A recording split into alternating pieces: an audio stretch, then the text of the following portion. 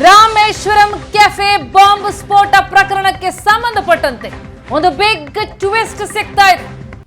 ರಾತ್ರೋರಾತ್ರಿ ಎನ್ಐಎ ಅಧಿಕಾರಿಗಳು ನಡೆಸಿದಂತಹ big operation ಇದು. ಕೆಫೆ ಬಾಂಬ್ ಸ್ಫೋಟದ ಬಾಂಬರ್ನ ಬೆನ್ನು ಬಿದ್ದಿದೆ ಎನ್ಐಎ. ಬಿಗ್ ಆಪರೇಷನ್ ನಡೆಸಿದೆ.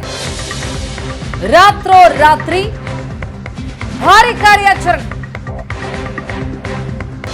ಎನ್ಐಎ ಅಧಿಕಾರಿಗಳ ಬಲೆಯಲ್ಲಿ 4 ಬಾಂಬರ್ಸ್. ಈಗ ಎಸ್ಕೇಪ್ ಆಗಿದ್ದ ಒಂಟಿ ತೋಳದ ಬೇಟೆಗೆ ಮುಂದಾಗಿದೆ ಎನ್ಐಎ. ಹಾಗಿದ್ರೆ ಕಾರ್ಯಾಚರಣೆ ಏನು?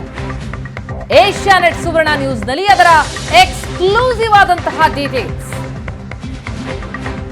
ಎನ್ಐಎ ನಡೆಸಿದ ಬಿಗ್ ಆಪರೇಷನ್ ನ ಎಕ್ಸ್ಕ್ಲೂಸಿವ್ ಡೀಟೇಲ್ಸ್ ಅನ್ನ ಸುವರ್ಣ ನ್ಯೂಸ್ ನೀಡ್ತಾ ಇದೆ. ಕೆಫೆ ಬಾಂಬ್ ಸ್ಫೋಟದ ಬಾಂಬರ್ಸ್ ಬೆನ್ನು ಬಿದ್ದಿದೆ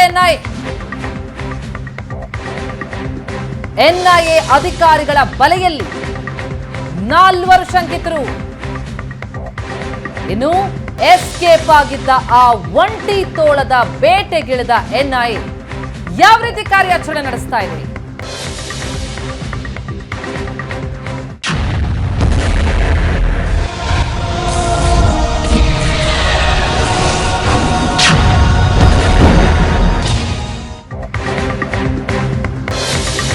ಏಷ್ಯಾನೆಟ್ ಸುವರ್ಣ ನ್ಯೂಸ್ ನಲ್ಲಿ ಎಕ್ಸ್ಕ್ಲೂಸಿವ್ ಆದಂತಹ ಡೀಟೇಲ್ಸ್. ಎನ್ಐಎ ಅಧಿಕಾರಿಗಳ ಬಲೆಗೆ ಸಿಕ್ಕಂತಹ ಆ 4ರಿಂದ ಬಾಯಿ ಬಿಡಿಸುವಂತಹ ಪ್ರಯತ್ನ. ಇನ್ನು ಎಸ್ಕೇಪ್ ಆಗಿದ್ದ ಒಂಟಿ ತೋಳದ ಬೇಟೆಗೆ ಇಳಿದಿದೆ ಎನ್ಐಎ ಕಾರ್ಯಾಚರಣೆಯಲ್ಲಿ. ಹಾಗಿದ್ರೆ ಸಿಕ್ಕಿದ್ದೇನು? ಸ್ಫೋಟಕ ಟ್ವಿಸ್ಟ್ ಸಿಗ್ತಾ ಇದೆ ಪ್ರಕರಣಕ್ಕೆ. ಅದರ ಇಂಚಿಂಚು ಡೀಟೇಲ್ಸ್ ಅನ್ನ ಕೊಡ್ತಾ ಇದೆ ಏಷ್ಯಾನೆಟ್ ಸುವರ್ಣ ನ್ಯೂಸ್. ರಾಮೇಶ್ವರಂ ಕೆಫೆಯಲ್ಲಿ ಬ್ಲಾಸ್ಟ್ ಮಾಡಿದಂತಹ ಆ ಬಾಂಬರ್ಗೂ ಎನ್ಐಎ ಅಧಿಕಾರಿಗಳ ಬಲೆಗೆ ಸಿಕ್ಕಿ ಬಿದ್ದಂತಹವರಿಗೂ ಏನ್ ಲಿಂಕ್? ಅಂದು ಎಸ್ಕೇಪ್ ಆಗಿದ್ದ ಒಂಟಿ ತೋಳದ ಬೇಟೆಗಿಳಿದಂತಹ ಎನ್ಐಎ ಸಾಕಷ್ಟು ಮಾಹಿತಿಗಳನ್ನ ಕಲೆ ಹಾಕ್ತಾ ಇದೆ. ಯಾವ ರೀತಿಯ ಕಾರ್ಯಾಚರಣೆ ನಡೀತು? ಹಾಗಿದ್ರೆ ಬಿಗ್ ಟ್ವಿಸ್ಟ್ ಸಿಗ್ತಾ ಇದೆ ಪ್ರಕರಣಕ್ಕೆ. ರಾತ್ರೋರಾತ್ರಿ ನಡೆದಂತಹ ಬಿಗ್ ಆಪರೇಷನ್ ಇದು.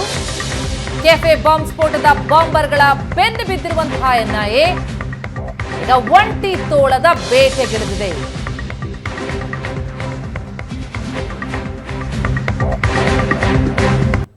ಹಾಗಿದ್ರೆ ಕೆಫೆ ಬಾಂಬ್ ಸ್ಫೋಟದ ಹಿಂದೆ ಯಾರಿದ್ದಾರೆ? ಇದು ಐಸಿಸ್ ಷಡ್ಯಂತ್ರನ?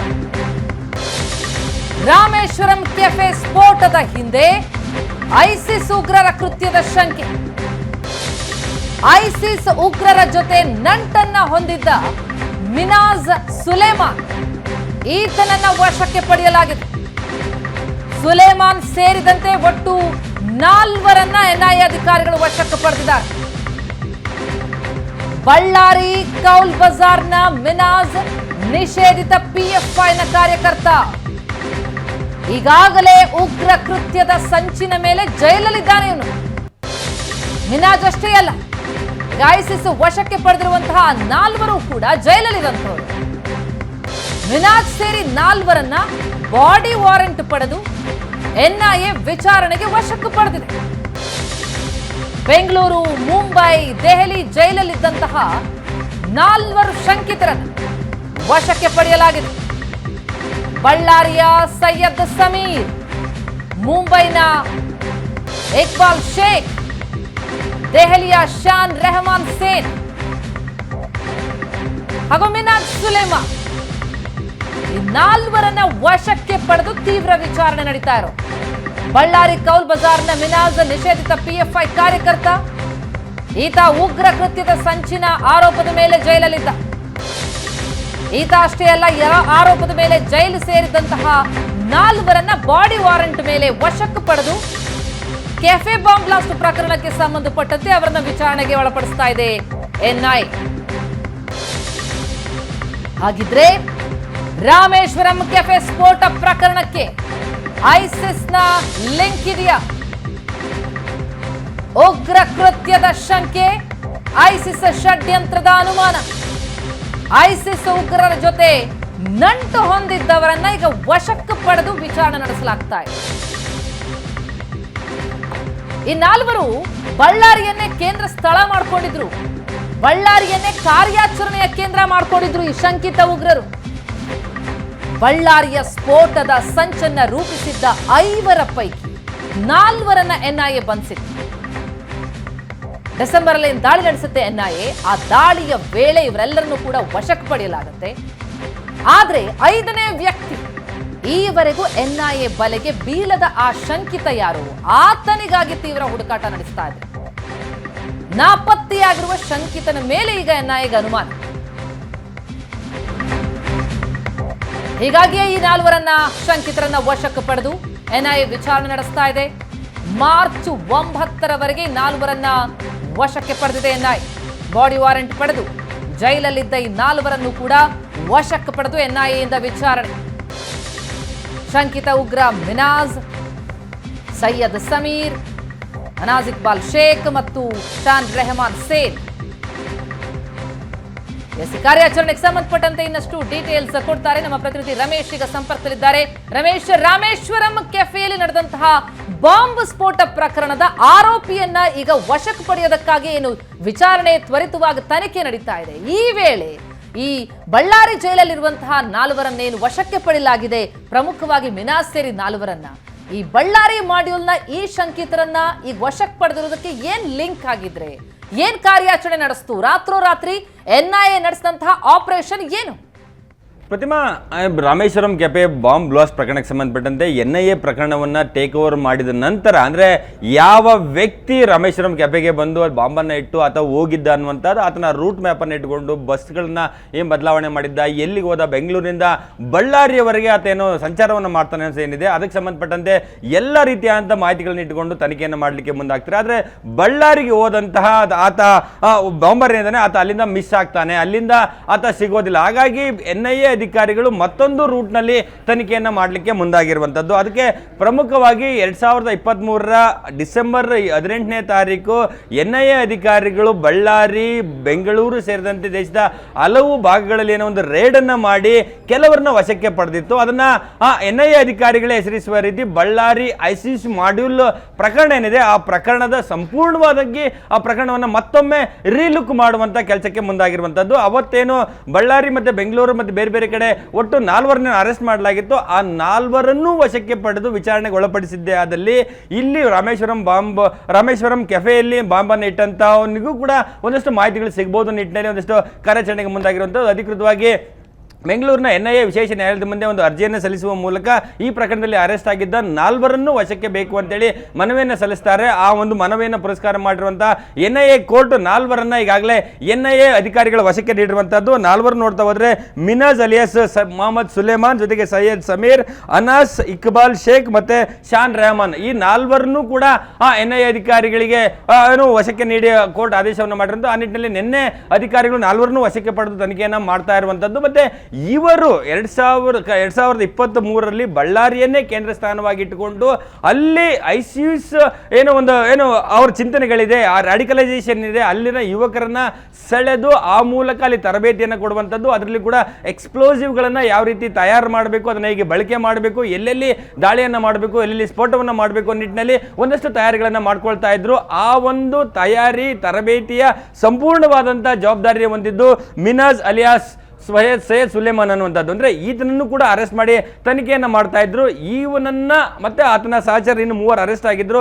ಅವ್ರನ್ನ ಕರ್ಕೊಂಡು ಬಂದು ವಿಚಾರಣೆಗೆ ಒಳಪಡಿಸಿದ್ದೇ ಆದಲ್ಲಿ ರಾಮೇಶ್ವರಂ ಕೆಫೆಯಲ್ಲಿ ಬಾಂಬನ್ನು ಇಟ್ಟಂಥವ್ರು ಯಾರು ಅನ್ನುವಂಥದ್ದು ಕೂಡ ಸ್ಪಷ್ಟವಾಗಿ ಗೊತ್ತಾಗುತ್ತೆ ಅನ್ನೋ ನಿಟ್ಟಿನಲ್ಲಿ ತನಿಖೆಯನ್ನು ಎದುರಿಸ್ತಾ ಇರುವಂಥದ್ದು. ಮತ್ತೆ ಈ ಒಂದು ಪ್ರಕರಣದಲ್ಲಿ ನೋಡ್ತಾ ಹೋದ್ರೆ ಡಿಸೆಂಬರ್ 18ನೇ ತಾರೀಕು ಎನ್ಐಎ ಅಧಿಕಾರಿಗಳು ದಾಳಿ ಮಾಡಿದ ಸಂದರ್ಭದಲ್ಲಿ ಅವರ ಬಳಿ ಸಾಕಷ್ಟು ಎಕ್ಸ್ಪ್ಲೋಸಿವ್ಸ್ ಸಿಗುತ್ತೆ. ಅಂದರೆ ಅವ್ರು ಆಲ್ರೆಡಿ ಒಂದಷ್ಟು ಕಡೆ ದಾಳಿಯನ್ನು ಮಾಡಬೇಕು ಅನ್ನೋ ನಿಟ್ಟಿನಲ್ಲಿ ತರಬೇತಿಗಳನ್ನ ಕೊಡಲಾಗಿತ್ತು. ಮತ್ತು ದಾಳಿ ಮಾಡಿದ ಸಂದರ್ಭದಲ್ಲಿ ಸಲ್ಫರ್, ಪೊಟ್ಯಾಷಿಯಂ ಆಗಲಿ, ನೈಟ್ರೇಟ್ ಆಗಲಿ, ಗನ್ ಪೌಡರ್ ಸೇರಿದಂತೆ ಒಂದಷ್ಟು ಏನು ಹರಿತವಾದಂಥ ಆಯುಧಗಳನ್ನು ಕೂಡ ಅವರ ಬಳಿ ವಶಕ್ಕೆ ಪಡ್ಕೊಳ್ಳಲಾಗುತ್ತೆ. ಮತ್ತು ಐಸಿಸ್ನ ಒಂದಷ್ಟು ಜನ ಹ್ಯಾಂಡ್ಲರ್ಗಳೇನಿದ್ದಾರೆ, ಹ್ಯಾಂಡ್ಲರ್ಗಳು ಯಾವ ರೀತಿ ಮಿನಾಜ್ಗೆ ಸೂಚನೆಯನ್ನು ಕೂಡ ಕೊಡ್ತಾ ಇದ್ರು, ಆ ಒಂದು ಸೂಚನೆಯನ್ನು ಆಧರಿಸಿ ಇವರು ತರಬೇತಿಗಳನ್ನು ಮಾಡ್ತಾ ಇದ್ರು.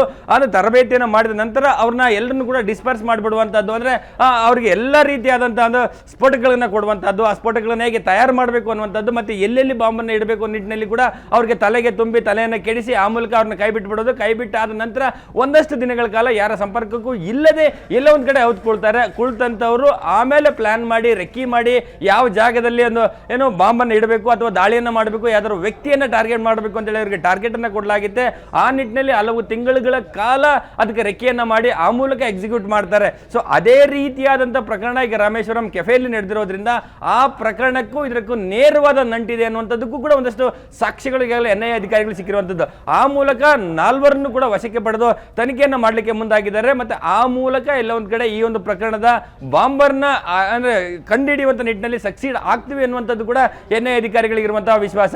ಆ ನಿಟ್ಟಿನಲ್ಲಿ ನಿನ್ನೆ ವಶಕ್ಕೆ ಪಡೆದಿದ್ದಾರೆ 4 ಆರೋಪಿಗಳು ಕೂಡ ಬೆಂಗಳೂರಿನ. ಅಂದ್ರೆ ರಮೇಶ್, ಈಗ ಅಂದು ನಡೆದಂತಹ ದಾಳಿಯ ವೇಳೆ 5 ಪೈಕಿ ಒಬ್ಬ ಏನ್ ಪರಾರಿಯಾಗಿರ್ತಾನೆ, ಆತನ ಮೇಲೆ ಅನುಮಾನನ? ಈ ರಾಮೇಶ್ವರಂ ಕೆಫೆ ಸ್ಫೋಟಕ್ಕೂ ಆತನೇ ಇರಬಹುದು ಅನ್ನುವಂತಹ ಅನುಮಾನನ, ಅಥವಾ ಈ ಒಂದು ಗ್ಯಾಂಗ್ನ ಜೊತೆ ಆತನಿಗೆ ಲಿಂಕ್ ಇರಬಹುದು ಅನ್ನುವಂತಹ ಅನುಮಾನನ? ಪ್ರತಿಮಾ, ಈಗ ನಮಗೆ NIA ಮೂಲಗಳಿಂದ ಸಿಗ್ತಿರುವಂಥ ಮಾಹಿತಿಯ ಪ್ರಕಾರ ಏನು ಬಳ್ಳಾರಿ ಐಸಿಸ್ ಮಾಡಿಲ್ನಲ್ಲಿ ಏನು 5 ಪ್ರಮುಖವಾಗಿದ್ದರು, 5ರಿಗೆ ತರಬೇತಿಯನ್ನು ಕೊಡಲಾಗಿತ್ತು. 5ರಿಗೂ ಕೂಡ ಒಂದಷ್ಟು ಎಕ್ಸ್ಪ್ಲೋಸಿವ್ಗಳನ್ನು ಅವ್ರಿಗಾಗಲೇ ಹಂಚಿಕೆಯನ್ನು ಮಾಡಿ ಒಂದಷ್ಟು ಏನು ಕಾರ್ಯಾಚರಣೆಗೆ ಇಳಿಬೇಕು, ದಾಳಿಯನ್ನು ಮಾಡಲಿಕ್ಕೆ, ದುಷ್ಕೃತಿಗಳನ್ನು ಮಾಡಲಿಕ್ಕೆ ಅವ್ರಿಗೆ ಅಸೈನ್ ಆಗಿದೆ ಅನ್ನುವಂಥದ್ದು ಸ್ಪಷ್ಟ ಮಾಡಿಕೊಂಡೇ ಡಿಸೆಂಬರ್ 18ನೇ ತಾರೀಕು NIA ಅಧಿಕಾರಿಗಳು ದಾಳಿಯನ್ನು ಮಾಡ್ತಾರೆ. ದಾಳಿಯ ಸಂದರ್ಭದಲ್ಲಿ ಕೇವಲ 4 ಮಾತ್ರ ಸಿಗುವಂಥದ್ದು. ಬೆಂಗಳೂರಿನಲ್ಲೊಬ್ಬ, ಜೊತೆಗೆ ಬಳ್ಳಾರಿಯಲ್ಲಿ ಇಬ್ಬರು, ಮತ್ತೊಬ್ಬ ಮುಂಬೈನಲ್ಲಿ ಅರೆಸ್ಟ್ ಮಾಡಲಾಗುತ್ತೆ. ಅರೆಸ್ಟ್ ಮಾಡಿದ ನಂತರ ಅದರಲ್ಲಿ ಮತ್ತೊಬ್ಬ ತಪ್ಪಿಸ್ಕೊಂಡಿರ್ತಾನೆ. ತಪ್ಪಿಸ್ಕೊಂಡಂತ ವ್ಯಕ್ತಿಯ ಬಳಿ ಒಂದಷ್ಟು ಎಕ್ಸ್ಪ್ಲೋಸಿವ್ಗಳು ಕೂಡ ಇತ್ತು ಅನ್ನುವಂಥದ್ದು ಅವರಿಗೆ ಪ್ರಮುಖವಾಗಿರುವಂತಹ ಅನುಮಾನ. ಹಾಗಾಗಿ ಅವತ್ತು ರೇಡನ್ನು ಮಾಡಿದ ಸಂದರ್ಭದಲ್ಲಿ ಒಬ್ಬ ಏನು ತಪ್ಪಿಸ್ಕೊಳ್ತಾನೆ, ಅದೇ ವ್ಯಕ್ತಿ ಈ ರಾಮೇಶ್ವರಂ ಕೆಫೆಗೆ ಬಾಂಬನ್ನು ಇಟ್ಟಿರಬಹುದು ಅನ್ನುವಂಥದ್ದು ಬಲವಾದಂಥ ಅನುಮಾನ NIA ಅಧಿಕಾರಿಗಳಿಗೆ.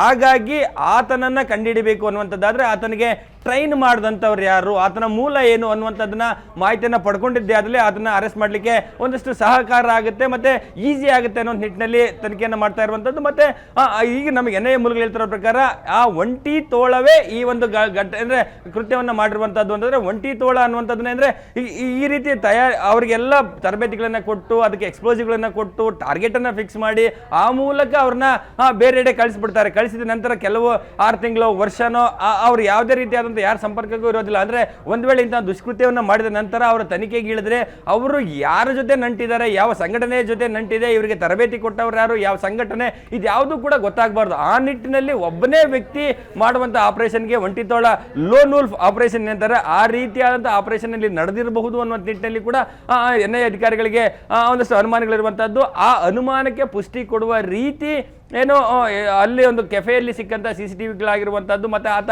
ಯಾವ ಜಾಗಕ್ಕೆ ಹೋಗಿ ಬಟ್ಟೆಯನ್ನು ಬದಲಾಯಿಸ್ತಾನೆ, ಆ ಮೂಲಕ ಬೆಂಗಳೂರಿನ ಹೆಬ್ಬಾಳಕ್ಕೆ ಬಂದು ಆಮೇಲೆ ಗೊರಗುಂಟೆಪಾಳ್ಯಕ್ಕೆ ಬಂದು ಅಲ್ಲಿಂದ ಬಳ್ಳಾರಿಗೆ ಹೋಗಿ ಬಳ್ಳಾರಿಯಲ್ಲಿ ಮಿಸ್ ಆಗಿರೋದ್ರಿಂದ, ಯಾಕೆಂದ್ರೆ ಬಳ್ಳಾರಿಯನ್ನೇ ಕೇಂದ್ರ ಸ್ಥಾನವಾಗಿಟ್ಟುಕೊಂಡು ಈ ICC ಮಾಡಿಲ್ನವರು ಒಂದಷ್ಟು ತಯಾರಿಗಳನ್ನು ಮಾಡ್ಕೊಂಡಿದ್ರು. ಅಲ್ಲಿ ಅವರಿಗೆ ಒಂದಷ್ಟು ಸಿಂಪಥೈಸರ್ ಇದ್ದಾರೆ ಅನ್ನುವಂಥದ್ದು. ಅಂದರೆ ಅಲ್ಲಿ ತರಬೇತಿಯನ್ನು ಮಾಡಿದ ಸಂದರ್ಭದಲ್ಲಿ ಕೇವಲ 5 ಜನ ಮಾತ್ರ ಅಲ್ಲ, ಈ ಒಂದು ಕಾರ್ಯಾಚರಣೆಗೆ, ಈ ಒಂದು ತರಬೇತಿಗಳಿಗೆ ಸಹಕಾರ ಕೊಟ್ಟಂಥ ಸಾಕಷ್ಟು ಜನರು ಕೂಡ ಅಲ್ಲಿ ಇರ್ಬೋದು. ಹಾಗಾಗಿ ಅಂಥವರ ಸಹಾಯವನ್ನು ಪಡ್ಕೊಂಡು ಆತ ಎಲ್ಲೇ ಒಂದು ಕಡೆ ಅಂಡರ್ ಗ್ರೌಂಡ್ ಆಗಿರುವಂಥ ಸಾಧ್ಯತೆಗಳಿದೆ. ಹಾಗಾಗಿ ಆತನನ್ನು ಹುಡುಕಾಟ ಮಾಡಲಿಕ್ಕೆ ಒಂದು ತಂಡ, ಆತನ ಹಿಂದೆ ಬಿದ್ದರೆ ಮತ್ತೊಂದು ತಂಡ ಈ ಒಂದು ಸಂಘಟನೆ ಮತ್ತು ಈ ಒಂದು ಏನೋ plan of action ISIS Ballari module ಏನಿದೆ, ಆ ಮಾಡ್ಯೂಲ್ನ ಪ್ರಮುಖ ಆರೋಪಿಗಳೇನು ಜೈಲಿನಲ್ಲಿದ್ದಾರೆ ಅವ್ರನ್ನ ವಿಚಾರಣೆಗೆ ಒಳಪಡಿಸಿದ್ದೆ ಆದಲ್ಲಿ ಆ ಸಂಬಂಧಪಟ್ಟಂತೆ ನಮಗೆ ಸಂಪೂರ್ಣವಾದಂತಹ ಮಾಹಿತಿಗಳು ಲಭ್ಯ ಆಗಬಹುದು ನಿಟ್ಟಿನಲ್ಲಿ ತನಿಖೆಯನ್ನು ಮಾಡ್ತಿದ್ದಾರೆ. ಈ 4ರನ್ನು ಕೂಡ ವಶಕ್ಕೆ ಪಡೆದು ತನಿಖೆಯನ್ನು ನಿನ್ನೆ ವಿಚಾರಣೆಗೆ ಒಳಪಡಿಸಿದ್ದಾರೆ. ಇವತ್ತು ಮತ್ತೆ ನಾಳೆ ಸಂಜೆವರೆಗೂ ಕೂಡ ಅವ್ರನ್ನ ವಿಚಾರಣೆಗೆ ಒಳಪಡಿಸುವ ಮೂಲಕ ಆ ಮೂಲಕ ಮಾಹಿತಿಯನ್ನು ಪಡ್ಕೊಂಡು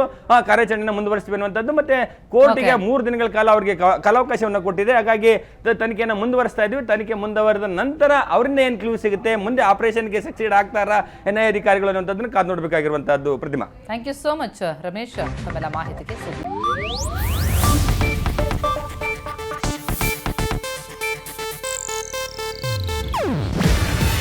ಇದು ಏಷ್ಯಾನೆಟ್ ನ್ಯೂಸ್ ನೆಟ್ವರ್ಕ್ ಪ್ರಸ್ತುತಿ. ನೀವು ನೋಡ್ತಿದ್ದೀರಾ ಏಷ್ಯಾ ನೆಟ್ ಸುವರ್ಣ ನ್ಯೂಸ್.